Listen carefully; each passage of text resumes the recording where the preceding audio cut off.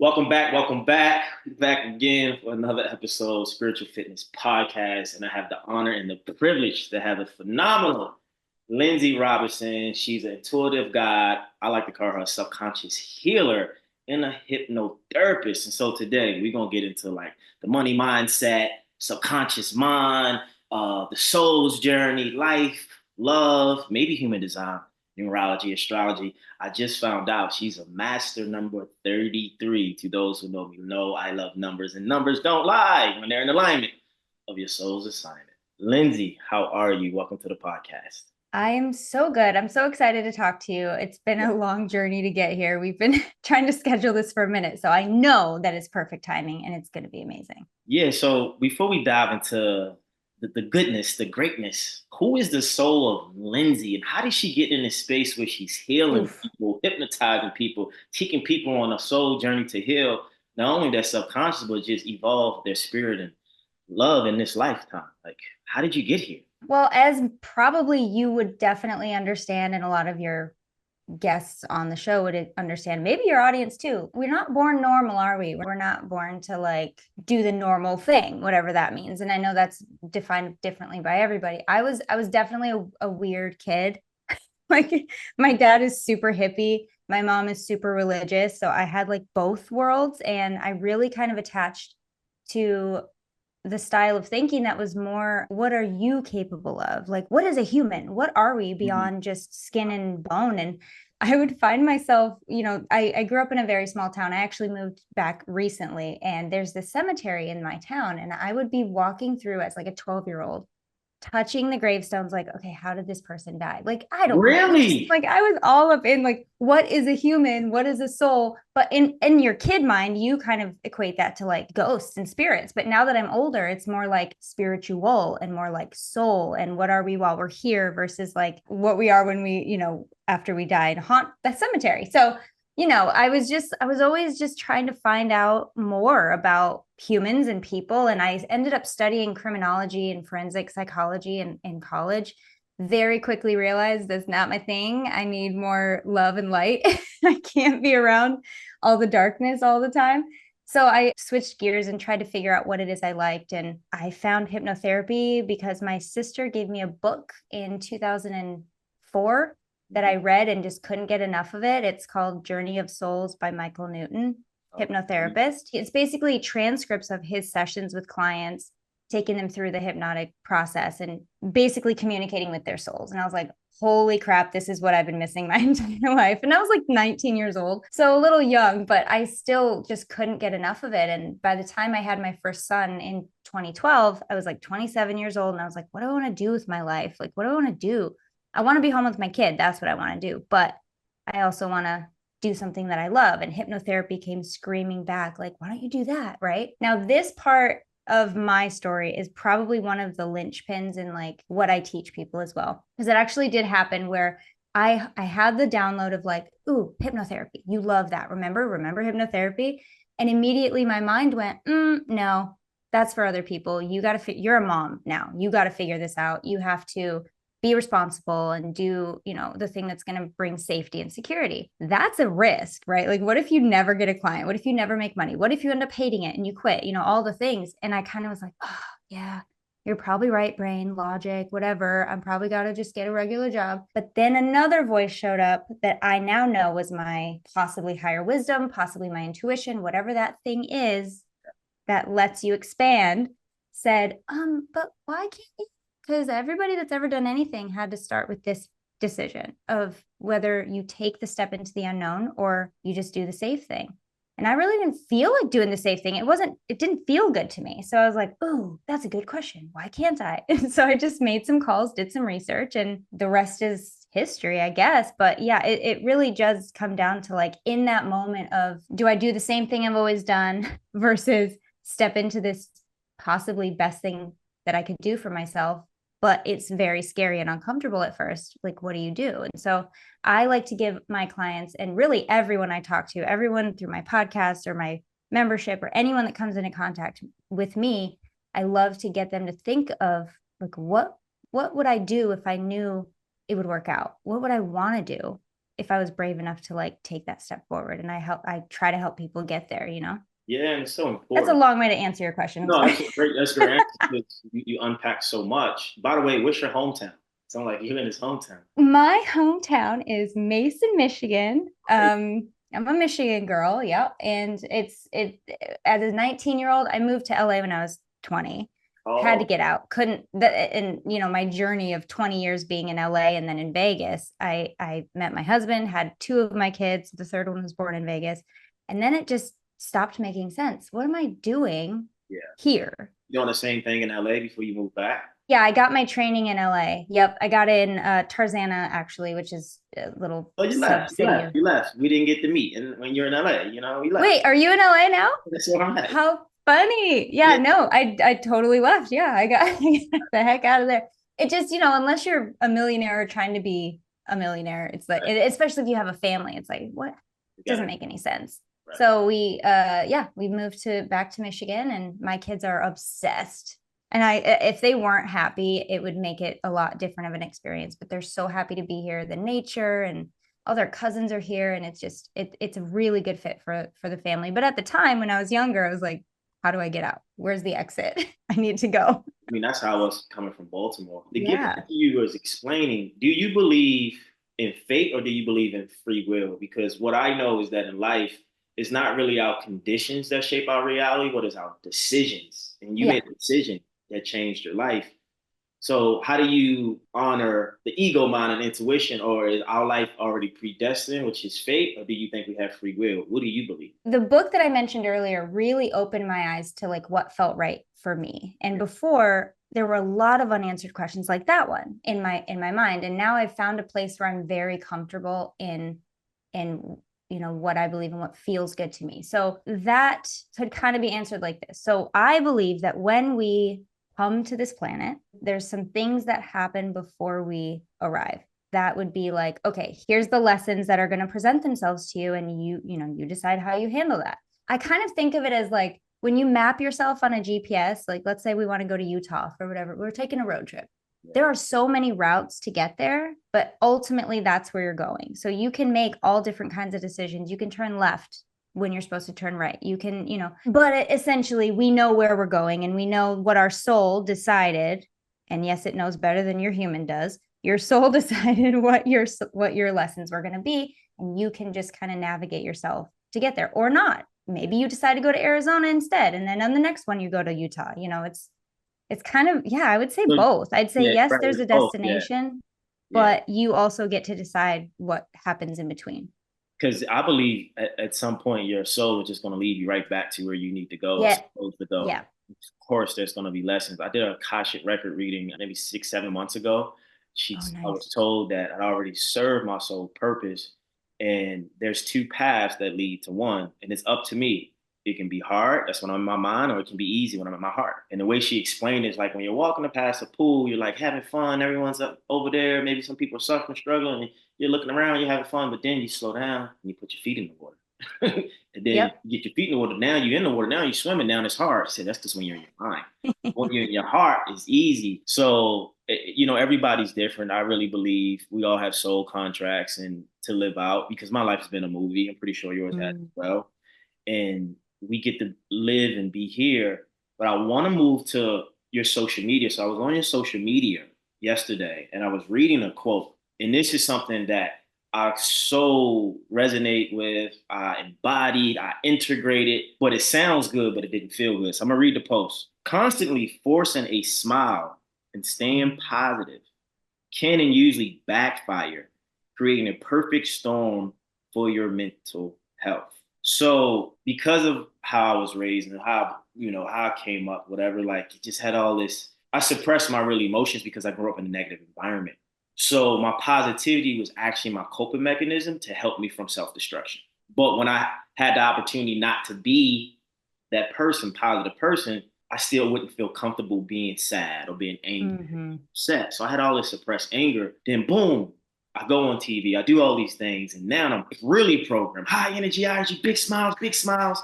So I'm on the shows or whatever. I come off the show, I'm still in this mask. I'm still in this paradigm. And last year I had an ego death, dark night of the soul. And my soul's like, you can't be that character anymore. And so can you talk, because I live this and I know the pain. I call it the Will Smith effect. Like you got this I nice like that. smile, you got it going on, but brother, you're suffering inside. You're in pain, you're hurting, you're so happy, you're sad. Why do you think, I know, but I want to know from your paradigm, why do you think we live out that persona so much in all of life? And why is it so hard for us to be authentic, to be our natural self? Where does that come from? Well, first, I want to ask you a question. As a kid who had to put on that positive, we're going to say survival, right? You wouldn't be here without doing that. Any kind of like defense mechanism, survival mechanism, it's needed at the time. The biggest thing as a hypnotherapist that I see is our subconscious doesn't know expiration dates. It doesn't know that you don't need it anymore. It has no idea. It just knows what it knows. It worked. It's going to keep working. Let's just keep doing it until you teach it that it's safe, right? Not to do that. It could be emotions, it could be money, it could be relationships. Gosh, it can be anything. But once you teach your subconscious that it's safe to step outside of that outdated paradigm, outdated thought pattern, then it's so easy. But until then, it feels really hard and really uncomfortable. But I wanted to ask, as a kid doing this, finding yourself having to be positive, I know that at the time it helped you, right? Not, what did you say, self-destruct? Did you find that it also eased those around you? Did you find yourself having to carry the load of harboring everyone else's mood and everyone else's emotion as well? People always came to me. I was the leader in my crew, my group. You know, I was like the dad boy. I was a man, Yep. the boy, right? Because I had to You take. grew up before you should have. Yeah. There's so much Capricorn in my chart too, so that plays a role. My Lilith is in Leo, so it's like the moments when I want to be happy, naturally I can't because the environment is so negative, and I became the opposite of what I saw. Right? You know, people Mm. selling drugs, there was violence, smoking, getting high, all the going to jail, having kids early. That's what I was supposed to become. I mean, that Yeah. was my blueprint.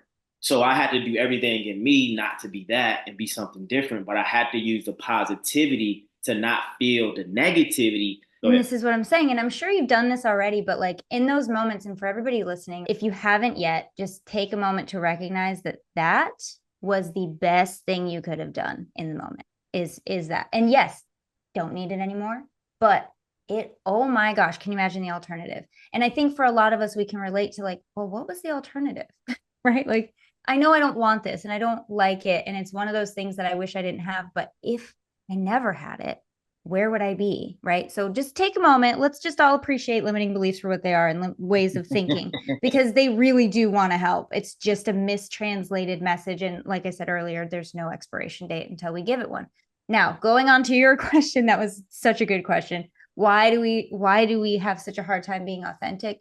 I think it's a lot of things. I think society is probably one of the biggest ones, right? I think how we grow up, that influence we have from those that are supposed to be protecting us and supposed to be taking care of us and supposed to know better than we do. And when they can't figure it out, we have to kind of do it for ourselves.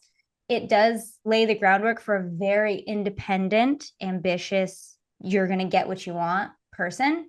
And at the same time, it's like, being myself and feeling the feelings. Like that's not safe, because if I could do that, I would have done that. And if I did do that, I wouldn't have been safe. So it's one of those things where it is a practice, but it's the only way you're going to ever feel good.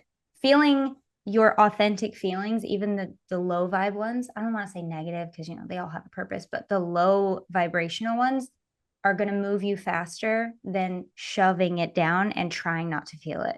Because you could feel it. You're still going to feel it. It's just going to be a dull version for years, possibly, versus sitting with it, communicating with it, holding space for it, allowing it for what? 10 minutes, 30 minutes, even a full day. And then it's cleansed and processed, and you can actually feel that weight lifted off. Like there's just nothing like it. But yeah, it's a little scary for sure. And I think not only that it's scary and it's uncomfortable, I think this is the thing I've learned. My biggest challenge in life has been learning how to receive without resistance, right? That's one. Oh Two is, gosh, yeah. how do you ask for help? I'm not good at Yeah. asking for help, right? That's two. And three, that people say, feel your emotions, feel your emotions. And it's like, how do you feel your emotions? No one talks about that. How do you actually receive a compliment? Like, I didn't get feedback growing up. So when people give me compliments, I'm so good at deflecting because I'm like, what's so interesting is that when something negative happens, I can feel that in my body, but I can't feel the positivity in my body when someone's giving me that. So how do you Yeah. actually feel an emotion from someone like me where I didn't know for so long because it was like a block that I'm like, nope, I'm not feeling. I'll feel it in my mind, but I won't feel it in my body. Like when I'm meditating, sometimes my mind is racing, but my body's Yeah. relaxed. Okay. Okay. Can we do a little like practice? Because Yeah, I literally just talked about this on a podcast 2 days ago. So there's a reason it's coming up again. I think this would be fun. So we can just pretend like I know everybody knows what it feels like to be anxious. We've all felt anxious. And little fun fact, anxiety and excitement are the exact same emotion. We just label them differently. It's the emotion that you attach to it that makes it different. But those physiological symptoms of excitement and anxiety are the same. So next time you feel anxious, just pretend like you're excited and see what happens. Anyway, here we go. So let's have everybody kind of tap into when the last time they felt anxious was. It could be right now, or it could have been a week ago. Just kind of remember what that felt like in your mind. And then where did you feel it in the body? Like, where is your anxiety living when you have it? honestly, my mind.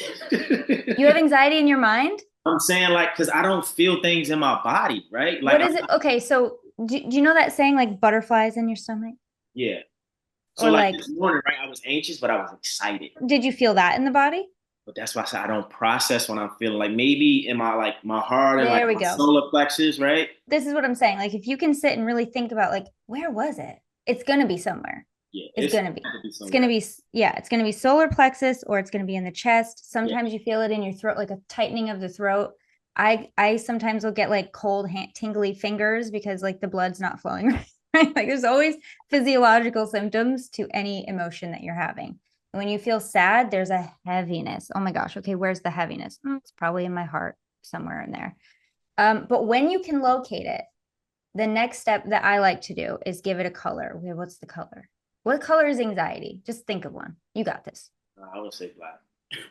Anxiety is black. Okay, for some people it could be yellow. For me, it would probably be like probably like a pea green or something, like a nasty like vomit color. I don't know. Where is it? What color is it? And then you can start like when you do that, when you give it a location and you give it a color, it's a little bit of NLP, neuro linguistic programming, because you're visualizing like what it looks like. And then you can say, okay, it's the color black and it kind of is in my chest solar plexus area. What does it want to tell me? And then just sit.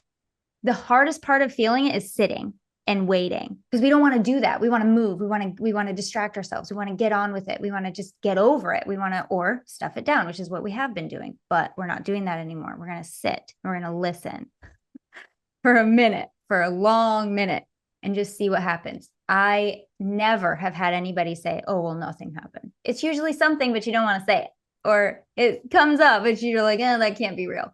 So I would just sit with a journal. I would say, what do you want to tell me? Just give it a voice and just see what happens. Chances are it's going to say something, and then you can address it from there. Sometimes it's just about listening. And then you notice, oh, well, that's not real, or that doesn't have to be the case. And you don't have to feel this way. And then you will feel it start to leave the mind, the body, all of it. That's the hardest part of it for me, is sitting with it and actually listening to what it is. You just answer the question for my soul. It's like sit and listen. That's it. That's all you do, and really sit with it. I remember. Sounds so easy. Yeah, and it's hard. I remember I was It's really hard. in Peru. I was hiking Machu Picchu, and I guess it's toxic masculinity or whatever, but my patience was running thin. By the way, I'm afraid of heights, so I don't want to sit at the top of the hill and set an intention. I want to keep going. So anyway, I'm just like, why is my patience? And I had to sit with this. Not only on the top of the mountain, but in the airport. I was like, why is my patience so triggered? Like, what is this? This is bothering me.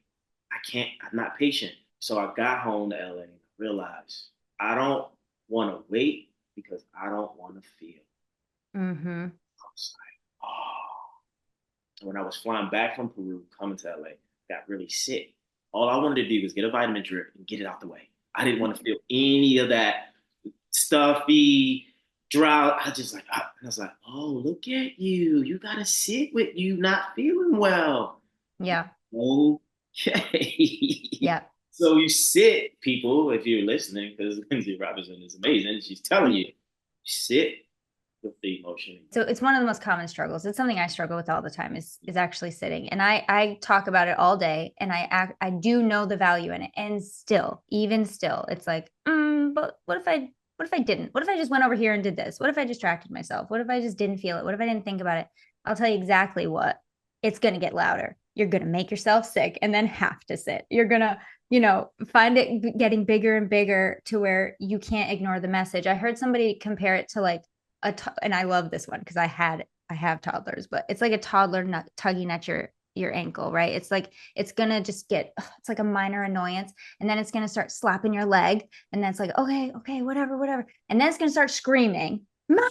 And then you can't ignore it anymore, and it hopefully won't be so bad that there's no going back. But I've heard some stories of like ignoring the message, and it manifests in such a way that it's like, oh crap, like I don't know what to do now.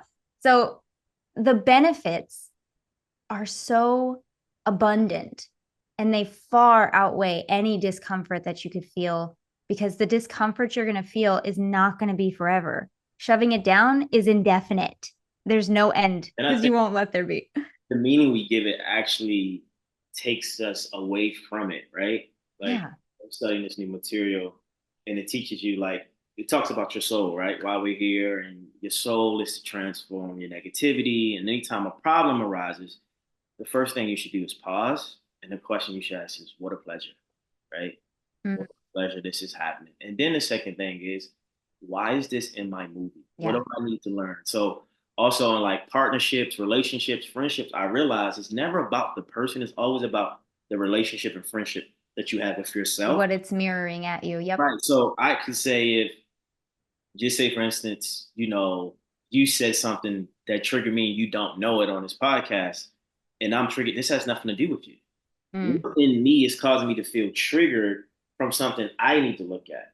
And I realize in relationships, for most people, we're being programmed to say, I love you, I love you, I love you, I'm in love with you. But really what you're saying is that you're in love with yourself because you love you. Because you can't be in love with someone else or love someone if you're not in love and love the vessel that you're in. And I've seen that over and over with clients and just people in general, even myself. I would give so much love to people. I would do things for people I wouldn't even do for myself. Yeah. Oh, you don't even do that for yourself. You don't love yourself. And so when I had that reflection, it's an internal journey. And I think that's the hard part. You have something that you talk about, the soul discovery and also the power of self-talk. Can you elaborate on those two different energies, those energetic? Yeah. So we've definitely touched on it already in this episode, but the communication that you have with yourself, with your emotions, and the kinds of dialogue that you're having about yourself and your goals and what you think you're capable of is the biggest soapbox I ever stand on and shout from the rooftops, which is like, there's not a voice on this earth that is more influential to you than your own. There's not one. I don't care who you admire. It has no weight compared to your own voice. So when you are saying, oh, I can't do that, or, oh, I can't even pretend, because I know what it's doing when I actually just pretend to say it. So I'm not going to do that. But you all have your own examples of things you've said about yourselves in the past that are clearly not true, but they're just wired into you and they limit you. It's having a big impact. So the place that I love to start with clients is just, I give them what's called it's just like a self-talk worksheet where I have them monitor for we do the first session, and then for the week leading up to the second session, I have them just monitor their self-talk, write down the limiting thought. I'm trying to say examples, but I don't want to. So I'm just tell me a word. Moving on. I'm on your team today. What's the word? I'll say. Give me an example of any limiting belief that you've ever said that you've had about yourself. Okay, I'll give you a real example. I'm actually writing about this. So when I first got into, personal development, physical fitness, I really wanted to be a life coach at 24, 23, 24, 25.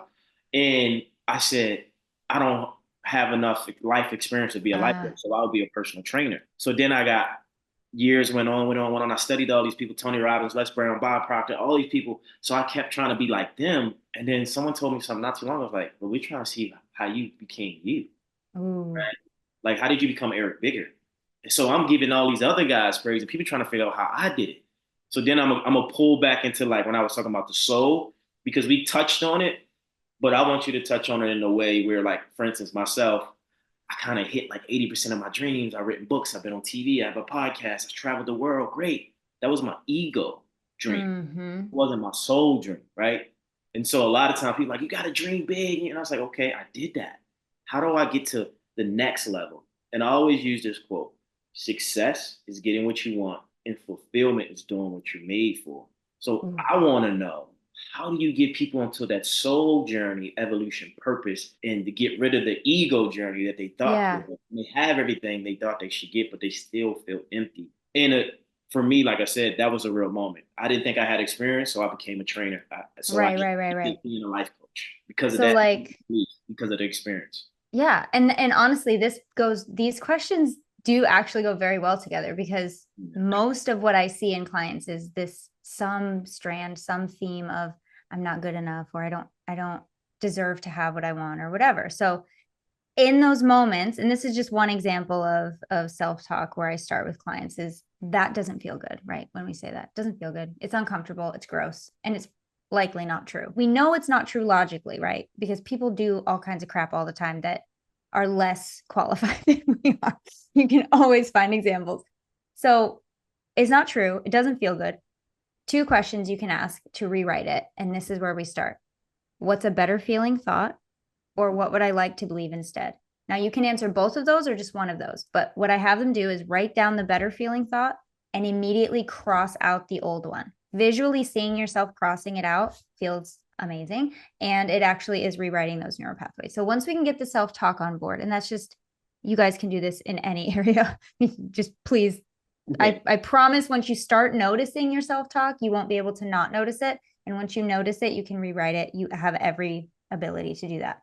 But once we get the self-talk on board and start building that, expanding the self and empowering the self is kind of the name of the game. No matter what you come to me for, you could be coming to me to biting your nails or snoring, and we're still going to fill you up. We're still going to empower you. We're still going to build those pillars inside so that when you leave these sessions and go out into the world, you know you have everything you need to take on any turbulence that might come your way. I kind of like liken it to just getting better shocks on the car that is your soul, your body, your avatar.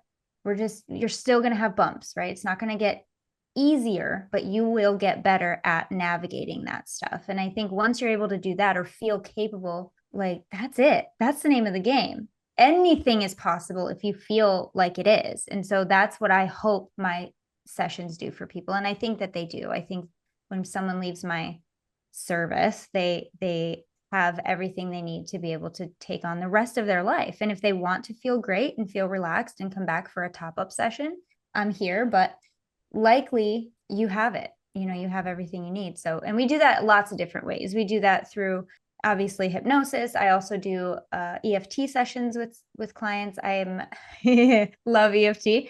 I do Reiki, whatever the client needs. There's a lot of different services that I offer. And one of my favorite things to do is pull like Oracle tarot cards for them and do Really? like You little want to pull readings in some right every now? session. You got I going on? would love to. Yeah, yeah, Do you of see how many course. decks? Yeah, I see them. Let's get them out. Bring them to the Okay. universe. All right. Do you want me to pick or do you want like a No, choice? do your thing. I want you to show Mhm. us what you do if I was a client or someone coming to you for a reading. I'll Okay. in real time. Whatever your soul picks, it's fine. Okay. All right. Love it. I'm going to pull two because I really like Yeah. I like the these are two of my newer decks. Yeah. Divine Masters by Kyle Gray. And then we have Angels and Ancestors by Great Kyle answer. Gray. What? Kyle? I think I have Kyle Gray I didn't raising know these were vibration both. deck. I got your How raising vibration deck. Kyle Gray. funny. I Yeah. didn't know they were both by Kyle. That is a happy coincidence. Apparently I like his work. So I also work a lot with ancestors. I don't know if that's your audience, but I'm a genealogist on top of a hypnotherapist. So like the Wow. family tree aspect, obsessed. And then spiritually in my work, I also like help clients talk to their ancestors if they want. We do ancestral healings. Oh my gosh, it's so much fun. Gotta get you to heal some ancestors on my end for my family. I mean, it's just fascinating when you kind of dig into it. Do you have like a question, a specific question, or do you want to just see what the cards have in store? There's one question that just popped up. Okay. You can ask it out loud or you can think it. It's Yeah, I up to mean, you. the question is, what is the real meaning of wealth? And then Okay. whatever else you pull. So that's it.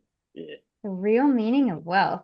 Well, Yeah. I'm going to start by saying you already know, but Well, I mean, I don't want to know. That's my problem. I don't want to know from my side. I want to know no, from, of course. Yeah. I am exactly the same way. I'm like, let the divine tell me. because I've always been I on want to this hear it. journey within alone, trying like I know what I think. I Yeah. know what I would do. I've been doing it most of my journey, but I'm curious what another soul has in there. That's all. Yeah. And if anybody, this is the question for the first deck. What is the real meaning of wealth? And I'm pulling the answer from the Divine Masters. So let's see which Divine Master is going to communicate. All right. And then if you guys want to just think of a question for the second deck or just see what comes up, it's up to you. I love these. It's just like you never Another know. question that came again. Wow. Uh-huh. And it's always perfect, isn't it? Even when you don't want it, like when I just want a certain message and I get the one that I need, not the one that I want, I'm like, oh, come on. Oh. Okay. Yep, it's perfect. Metatron and Sandalphon. Sandalphon. Okay. Okay. So the message is synchronicity, divine connection, and understanding lessons. Interesting. Now remember the question, what's the real meaning of wealth? I'm going to actually read from the book. Oh my God, I just flipped to it. That's so funny. Sometimes I'll open the book and it's the exact card. I love it when that happens. I had somebody on my podcast a while ago and I was like shook. Something happened and I was like really excited. She's like, yeah, after doing this so long, I kind of stopped, getting surprised. And I was like, I'm always going to be surprised and excited. Okay. When something really cool happens, that's just who I am. And I hope I never stop getting excited about this stuff. Not to throw shade, but I was just like, what do you mean you don't get okay? So sacred connection, synchronicity, divine connection, understanding lessons. It goes into, I'm going to just condense it a little bit. Metatron's name means the throne next to God, and he is an archangel of ascension. Therefore, he's particularly drawn to this time when humanity has the opportunity to move beyond old ways of being and fear-based limitations and into the new way of living and loving. Sandalphon's name means co-brother, which refers to the fact that he is a Metatron's energetic twin. He's the angel who helps us establish a heavenly connection.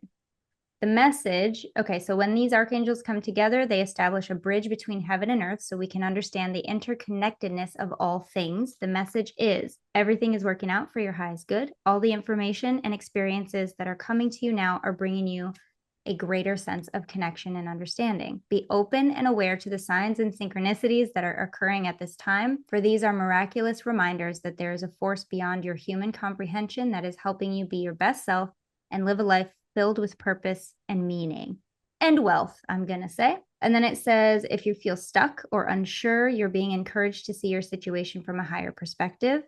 If it's not going according to the plan, it doesn't mean that it's not going according to the plan, the divine plan. The power that is greater than you, but also within you, is working to help you learn from your life experience and understand that you're interconnected with your source and co-creator of your destiny. I like it. It was a lot, but I get it. It was a lot. Did you take? I know what I got from it, but I mean, yeah. The real meaning of wealth. I mean, before we pulled the card, I would have said, like, yeah, find your purpose and live it. How much more wealthy could you be? Right. What I was getting was your higher consciousness, right? Mm-hmm. Self as well, right? Because that's the greatest you can be in this moment, right? Oh, yeah. And there's one more question. That was great. Thank you. That because it resonated. Then if you heard, it said letting go of the old ways to get into this new earth. And that's what we're actually doing in the collective. So the next question is, what is the true embodiment of the collective consciousness in this time? I like when the card picks itself. I like shuffle, and then usually one just flops out. I've tried to do like the feel thing where you just feel the energy of the cards and pick one, but I always feel like I'm influencing it. But if I just shuffle and it's chaotic, it feels more spontaneous, All right, here we go. Oh, it's you. Heart guardian, love and let yourself be loved. Ah, that's great. That's so great.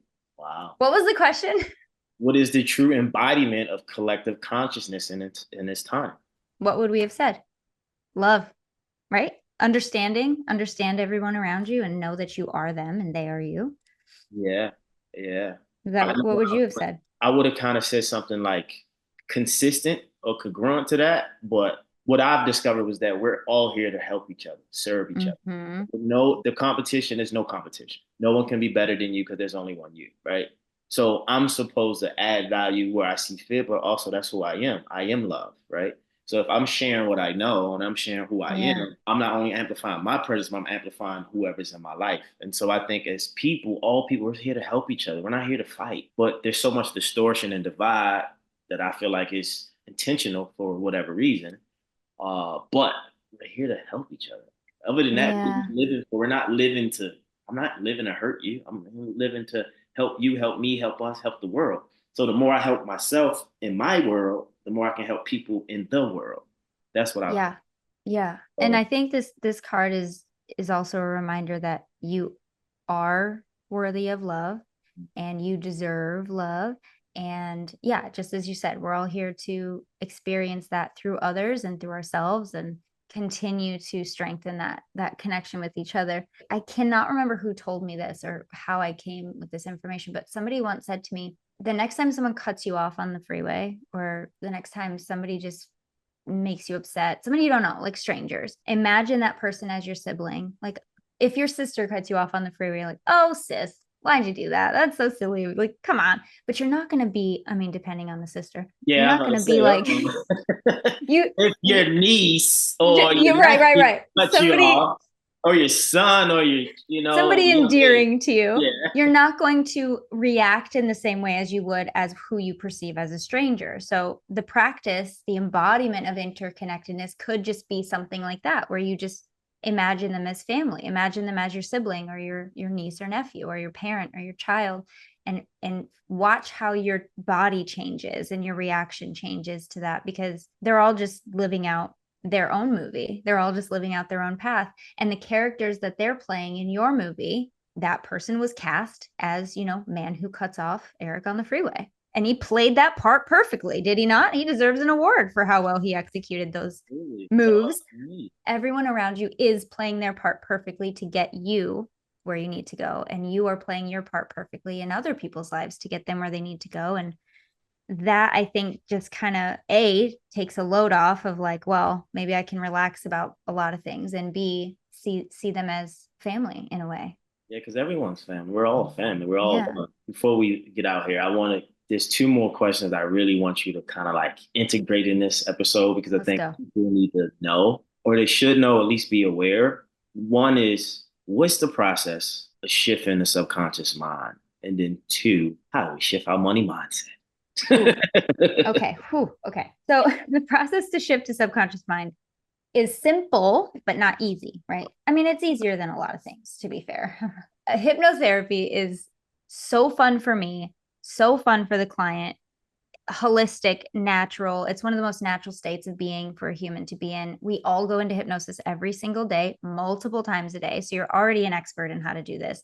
I just help you activate that state when you decide to rewrite those things, as we spoke earlier, those outdated limiting beliefs that don't serve you anymore, those things that you really wish weren't there, but they are, those loops that you get in your thought process. And you just kind of find yourself running on the hamster wheel and not getting what the things that you desire. Hypnotherapy can help you access those things, communicate with them, release them, replace them with things that feel better.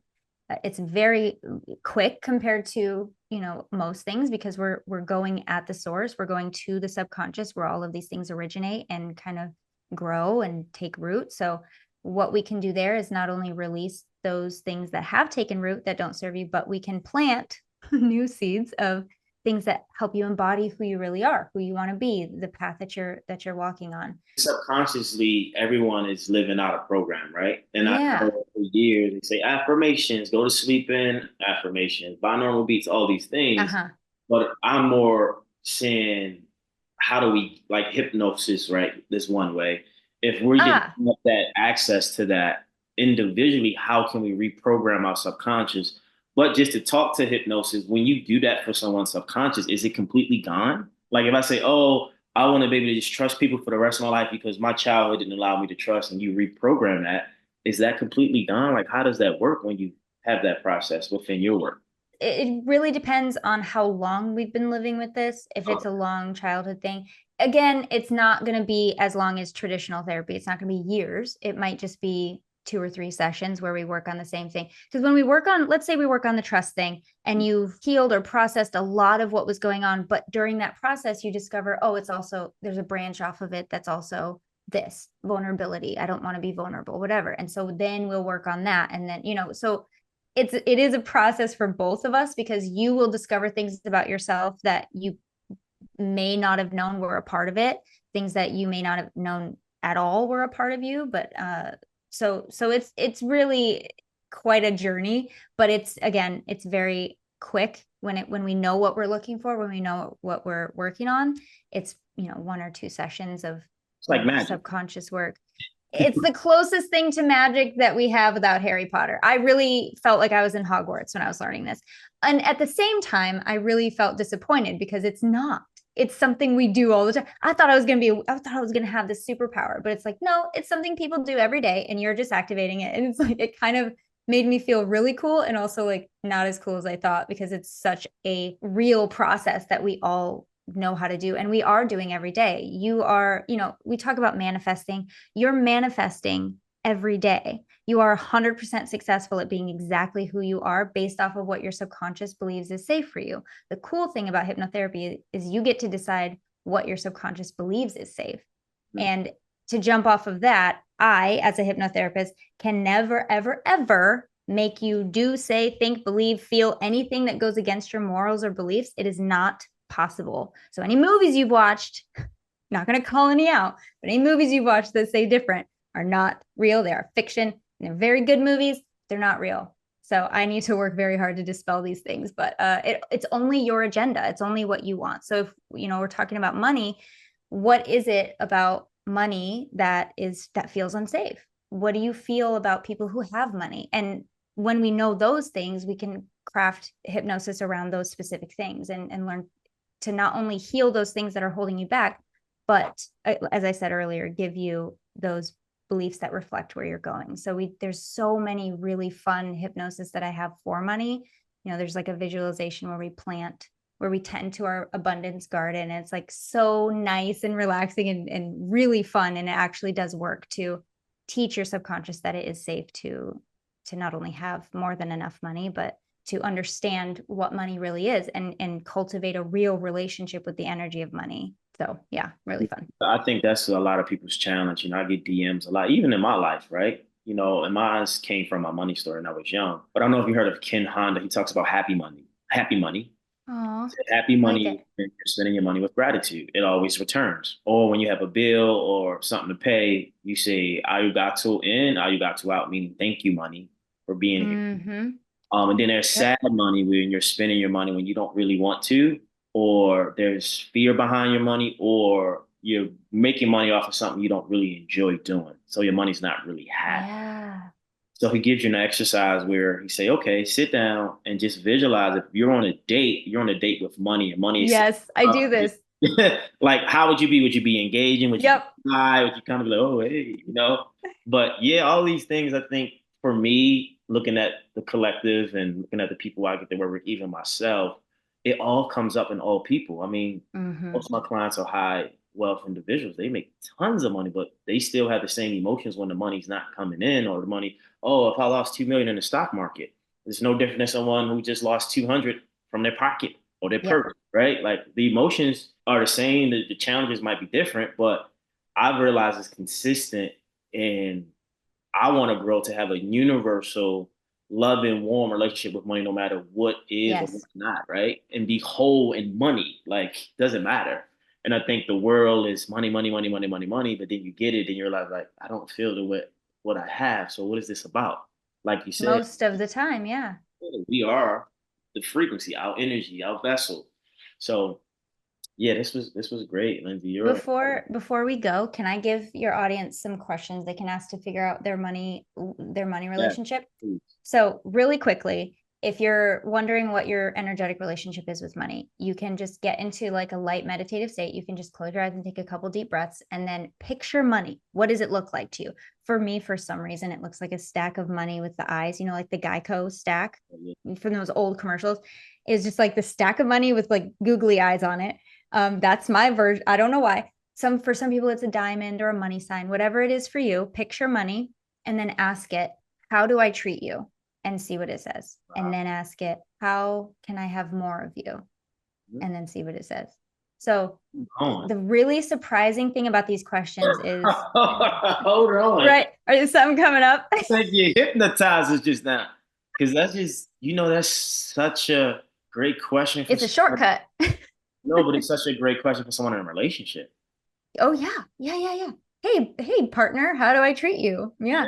And what would make you feel more comfortable around me? Yeah, absolutely. These are really, really great questions in a lot of areas. But so if you want to get to like real quick, down and dirty, what is your relationship with money? Does it feel safe around you? What does it feel like you are just trying to get rid of it? Does it feel like you're chasing it all the time? So it's going to have an answer. And your job is literally just to listen. Again, sit and listen and see what comes up and get that knowledge and wisdom for yourself. And then you can begin to change how you react and how you behave around money. And that's a great question you can ask yourself.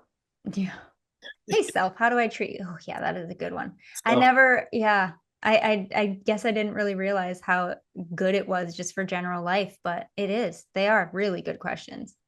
And I encourage everyone to check in regularly with these questions. Yeah. So how can we find you? How can we have more of Lindsey in our life? And reprogram the subconscious. Well, I am on all the socials, Lynnsey Robinson. I'm sure the spelling will be, it's a little bit different spelling, but you'll find it if you just search Lynnsey Robinson. I'm on Instagram and TikTok and Facebook, and I have a website, lynnseyrobinson.com, where I have services like one-to-one client work I do via Zoom. I also have a membership, which I'm this is my baby. I love it. There's hypnosis audios in there. There are toolkits that are curated for specific goals. So there's a money mindset one. There's a mindset reset. There's 2 inner healing ones, part 1 and part 2. There's a return to self, which is like, getting to know the self, which is always valuable. There's manifesting one. Those are probably my favorite things at the moment. There's also EFT sessions in there. The membership is the hub of all of my best digital content. So if you want to... What is the membership monthly? $39. But there's also $39 a month. And there's also just the audios. If you just want to get my hypnosis audios, I think that's $20 a month. So if you just want to dip your toes into what hypnotherapy can do for you without the risk of having to, invest a lot, it's a really good resource for people just starting out and learning about hypnosis. And they're banging. All my stuff in there is like my best stuff. Yeah. I know we don't really say banging enough anymore. I need to bring it back. Banging. We'll get all that in the show notes, and I'll make sure your team sent me all those links. Yeah. But yeah, any final words for the collective, for the people listening, for the people tuning in? Any positivity, motivation, insight, whatever your higher self, spirit, soul is calling in this moment? Yeah. I guess 2 things. You know more than you think you do. That's where the sit and listen comes in. You know more than you think you do. And self-talk. Pay attention. Just start paying attention. There's no downside to starting to rewrite how you speak about yourself and about your goals. And it will move you so fast once you can start to rewrite some of that stuff. So I guess, yeah, you're capable, you're connected, you're loved, you're safe to have what you want. And you know more than you think you do. You're safe to have what you want. You know more than you think you do. People, listen, follow her. All her treats in her membership. We got the podcast. Podcast. Check out her podcast. High vibing it, like high fiving it, but high vibing it. High vibing it. Yep. Subscribe and get that, and definitely listen to this episode again and again to integrate this medicine that she just provided. Share. Tell a friend, and this is another spiritual fitness episode. Lynnsey Robinson. So thankful. We're out. Peace and love.